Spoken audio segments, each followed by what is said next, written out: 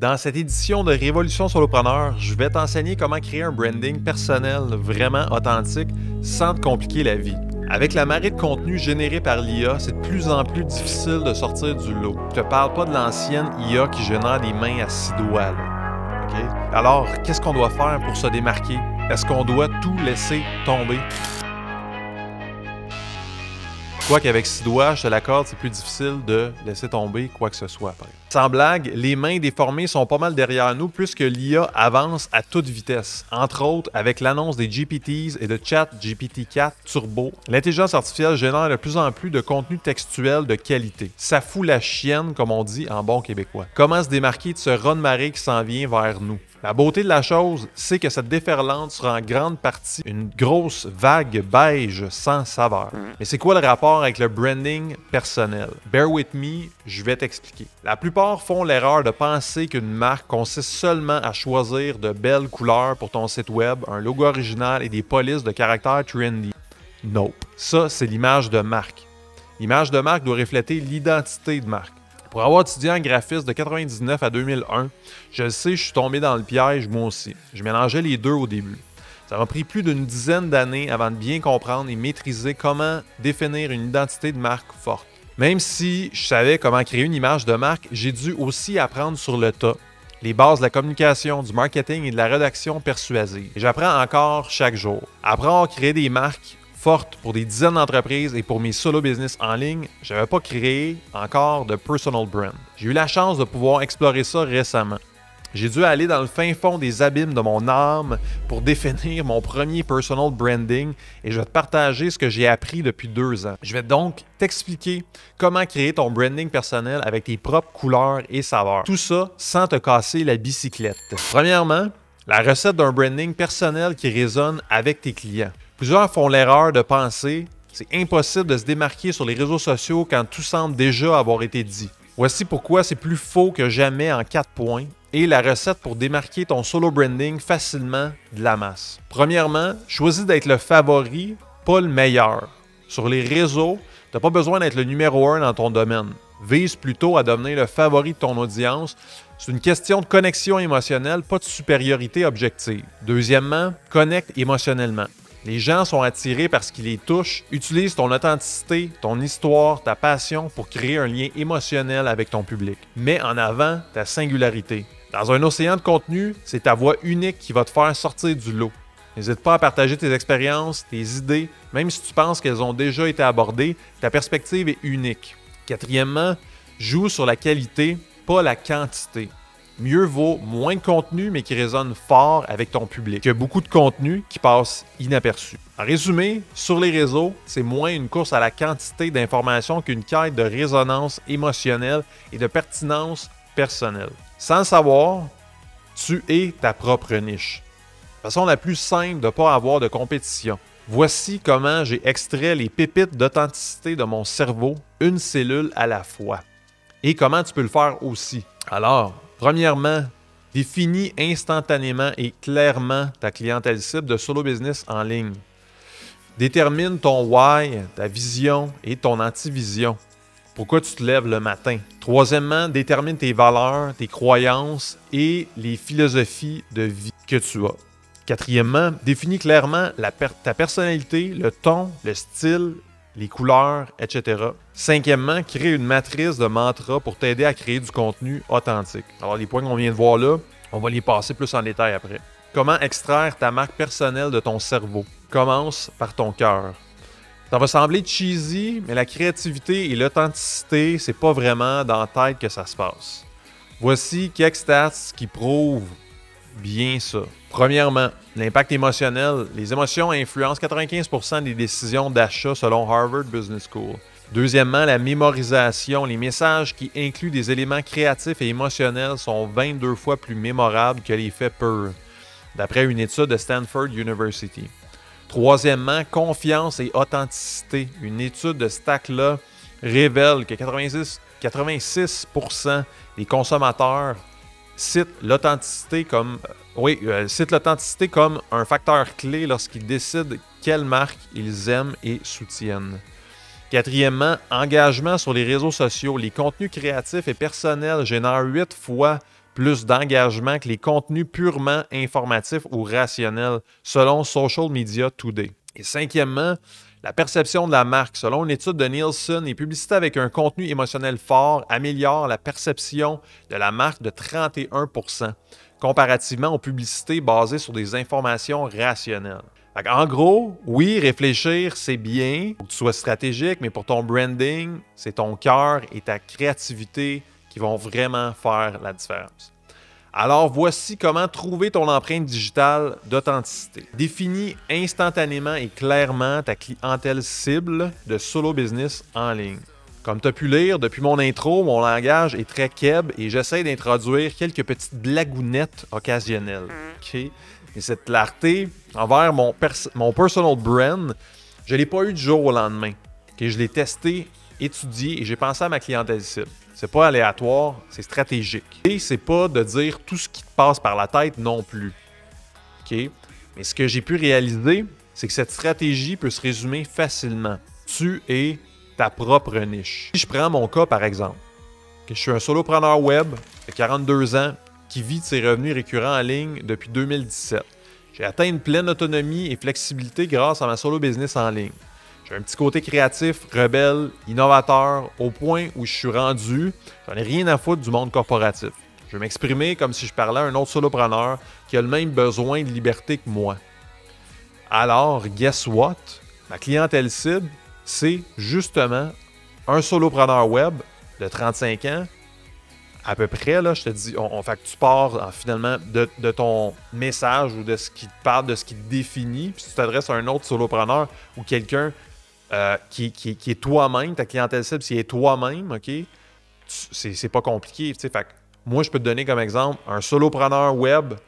Ma clientèle cible, là, ça serait un solopreneur web de 35 ans qui veut vivre à 100% de ses revenus récurrents en ligne, mais qui n'arrive pas à atteindre sa pleine autonomie et flexibilité grâce à sa solo business en ligne. Il y a un petit côté rebelle, polyvalent, créatif et il aime la technologie. Un peu geek, c'est barre. Il veut arrêter de travailler pour d'autres entreprises que la sienne. Il veut retrouver sa liberté créative, horaire et financière. Comme tu vois, c'est vraiment moi, mais dans le passé, finalement. Bref, si tu veux créer une offre en ligne pour régler un problème que tu as déjà vécu dans le passé, c'est simple de même. Fais la liste de ce qui te définit, tes désirs, tes passions, ton âge, ta situation personnelle, familiale, financière, etc. Et boum, tu viens de définir ta clientèle cible. Fait que je cherche pas plus loin. Si tu veux créer un produit numérique ou une formation qui ne règle pas un problème que tu as déjà vécu, pour avoir ça dans une autre édition de Révolution Solopreneur. Deuxièmement, détermine ton why, ta vision, puis ton anti-vision. Bref, pourquoi tu te lèves le matin. Avant de camper l'âme de ta marque personnelle, tu dois savoir pourquoi tu fais ce que tu fais. Simon Sinek, avec sa méthode du why, l'explique mieux que moi. Tu iras voir ça, tu iras voir son livre sur Amazon ou des vidéos sur YouTube, ça l'explique très bien. Mais sinon, si je fais un résumé, OK, en gros, l'idée, ça vise à identifier la raison profonde qui motive nos actions et nos décisions. Une fois que tu connais mieux ta raison d'être, c'est bien de savoir où tu t'en vas. OK, définis clairement ta vision en te posant les questions suivantes. Qu'est-ce que j'aspire à devenir? Qu'est-ce que je veux pas faire? Ta vision exprime tes aspirations en tant que solopreneur sur le long terme. Quel changement veux-tu apporter dans le monde ou quelle est la vision de ta vie idéale? Tu peux même aussi déterminer une anti-vision en te posant les questions suivantes. Qu'est-ce que je veux pas devenir? Qu'est-ce que je ne veux pas faire? Troisièmement, détermine tes valeurs, croyances et philosophie de vie. Okay? Maintenant, ça c'est la partie facile. Si tu as plus de 30 ans, tu dois sûrement avoir vécu une tonne d'épreuves. C'est littéralement du gaz pour connaître tes valeurs et tes croyances. Tu dois même avoir quelques philosophies de vie en banque. Je parle de déclaration, je parle pas de déclaration du genre « J'aime le spaghetti » ou « Ma couleur préférée est le bleu ciel méditerranéen un après-midi d'été sur la côte d'Azur ». Mais je parle des valeurs qui te prennent aux tripes, tes croyances fondamentales qui te guident dans la vie. À cette étape, même si c'est personnel, écris-le quand même. C'est justement ça le personal branding. Il faut que ça soit personnel. Ça va te permettre d'affiner ta personnalité de marque afin de créer du contenu en accord avec ce que tu es vraiment. Quatrièmement, définis clairement ta personnalité, le ton, le style, les couleurs, etc.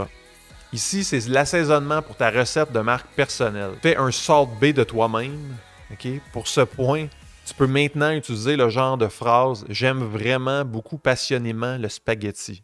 Okay? Et d'aller plus loin. Surtout de teinter ton contenu par ta culture, tes expressions, ton niveau de langue, etc. Si je prends mon cas, par exemple, j'adore la musique de notre langue québécoise. Okay? Ça me définit, ce sera dans mes tripes jusqu'à ma mort. Okay? Je suis un épicurien, j'adore la bouffe et surtout la poutine. Okay? C'est pas pour rien que j'ai parti lepoutинeur.com. Okay? Je fais des reviews de poutine, je fais des vidéos d'humour qui parlent de bouffe du terroir québécois, tout ça. J'aime aussi tout ce qui me rappelle les années 80, le gaming, les films de ces années-là, la musique, etc. Je suis un grand fan de culture, de voyage et d'humour. Je suis perfectionniste et exigeant envers moi-même. J'adore les arbres et la forêt, aller marcher dans le bois, okay, profiter de la nature. Je suis souvent paresseux. Okay? C'est pour ça que souvent j'automatise, je trouve des moyens d'en faire plus avec moins. Je suis persévérant, mais je peux basculer dans l'acharnement excessif par bout. Et quand je suis frustré, ça m'arrive de bouder comme un gros bébé et d'aller dans ma man cave pour réfléchir. Okay? Fait que ça, tu vois, c'est des facettes de moi qui me définissent, qui sont pas nécessairement toutes positives non plus. T'sais. N'aie pas peur, fais la liste complète de tout ça. Ce sont toutes des saveurs qui vont permettre de pimenter ta création de contenu. Comme tu vois, on ne trace pas de ligne entre la perfection et l'imperfection. On met tout dans le lot.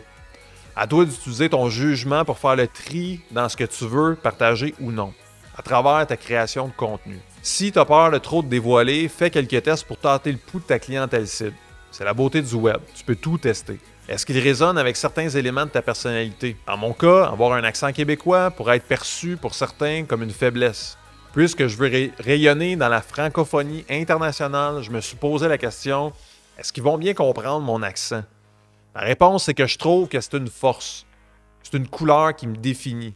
J'ai pas envie de me dénaturer. Je crois profondément que ceux qui vont apprécier cette couleur de ma personnalité seront mes meilleurs clients. C'est cette gang-là à qui je veux parler. C'est cette gang-là que je veux dans ma communauté web. Et pour les autres, il y a toujours les sous-titres. Pire des cas. Autre point important, il faut distinguer le branding personnel du branding d'entreprise. Une marque d'entreprise aura toujours moins de couleur et de profondeur qu'un brand personnel, évidemment. C'est justement l'avantage numéro 1 que nous avons en tant que solopreneur. Pour le ton à adopter, maintenant, pose-toi ces questions. Okay? Fait que dans le ton, c'est de la façon que tu abordes ton sujet, de la façon que tu parles, de la façon que tu t'exprimes. Est-ce que tu vouvoies ou non? Est-ce que tu tutoies? Tu peux te poser la question, comment je veux que ma clientèle ressente lorsqu'elle me lit ou m'entend ou me voit? Quand je parle à des amis ou des collègues, quel est le ton que j'adopte? C'est plus léger, plus sérieux, plus humoristique, plus bienveillant, plus inspirant, plus motivant, plus passionnant. Comme dans une recette, rectifie l'assaisonnement à la fin de ta rédaction. Mais n'oublie pas que c'est la répétition qui va te permettre de peaufiner ta recette. Cinquièmement, crée du contenu authentique avec une matrice de mantras. L'idée, c'est un peu de regrouper tout ce qu'on a parlé avant. Pour avoir des pistes créatives, ta création de contenu sur les médias sociaux, crée une matrice de mantras. Ça va te permettre de regrouper et de croiser tous les points mentionnés. Premièrement, prends la liste de tes valeurs, croyances, philosophies. Puis deuxièmement, prends cette liste de types de contenu. Okay? Actionnable. Offre des directives claires pour accomplir une tâche ou atteindre un objectif. Motivationnel, inspire et encourage les lecteurs à agir ou à changer leur attitude. Analytique, fournit une analyse en profondeur d'un sujet ou d'un problème. Contrariant, définit les croyances, les opinions habituelles. Observation, donne une perspective unique ou un aperçu d'un sujet. Passé versus présent, compare et contraste les situations, les idées d'hier et d'aujourd'hui. De type liste, présente des informations sous forme de points ou de numéros pour faciliter la compréhension. Choisis maintenant une de tes valeurs, croyances ou philosophies et croise-la avec un type de contenu. Fait que si on prend un exemple, mettons les études universitaires et les diplômes, c'est optionnel si tu veux vivre à 100% de ta business en ligne. Si on prend le style observation, selon une étude menée par le Global Entrepreneurship Monitor, environ 30% des entrepreneurs dans le monde n'ont pas de diplôme universitaire. J'en suis justement la preuve, puisque j'ai seulement fait mes études en infographie et il me manquait un cours pour avoir mon diplôme. Donc, j'ai littéralement pu bâtir une business qui me générait plus de 10 000 par mois en profit net en ayant seulement un diplôme de secondaire 5. C'est un exemple rapide, mais tu comprends le principe. Okay? Fait que ça va te permettre de générer des idées à l'infini tout en gardant ton identité de marque personnelle pour te distinguer. Assaisonne aux besoins avec ton style et tes couleurs authentiques. Fait que bref, au final, l'ingrédient secret pour créer un personal branding. C'est bien beau tout ça, mais comment faire pour que la recette pogne, comme on dit, ok, sans que ça colle dans le fond? Le prochain défi psychologique, il est là. Fait que tout ce qu'on a parlé avant, si tu n'as pas cet ingrédient secret-là, si tu n'as pas le guts, okay, d'oser puis de sortir de ta zone de confort, ça ne fonctionnera pas. La meilleure façon de le faire, c'est pas de fake it until you make it, mais plutôt d'y aller, okay, comme un bébé solopreneur, un pas à la fois. Et recommencer 100 fois. Okay, je le répète, recommencer au moins 100 fois. Tu vas finir par trouver ta voie. Si tu veux vivre à 100% de ta création de contenu, tu devras ultimement oser être toi-même en ligne. Mais ce qui est beau là-dedans, c'est que tu pourras faire une pierre 3 coups. T'épanouir autant au niveau personnel que professionnel, tout en inspirant une communauté qui te ressemble. Alors go, va créer autant que tu peux et avant tout, reste toi-même. Le monde n'a pas besoin que tu sois une autre copie conforme corporative. Ils ont besoin de ton authenticité, ta vulnérabilité et même de ton imperfection à travers tes communications. On t'aime de même. Va sur alexandreconton.com/infolettre. Tu vas avoir des trucs pour bâtir ta solo business en ligne chaque semaine. Des trucs que tu peux appliquer concrètement comme ce que tu viens de voir là à l'instant. Abonne-toi à ma chaîne YouTube si tu m'écoutes sur YouTube. Sinon, je t'invite à t'abonner sur Spotify, Podcast et all those platforms of podcasts. OK? Fait que merci de ton écoute. Mon nom, c'est Alexandre Comtois. À une prochaine édition de Révolution Solopreneur. Ciao!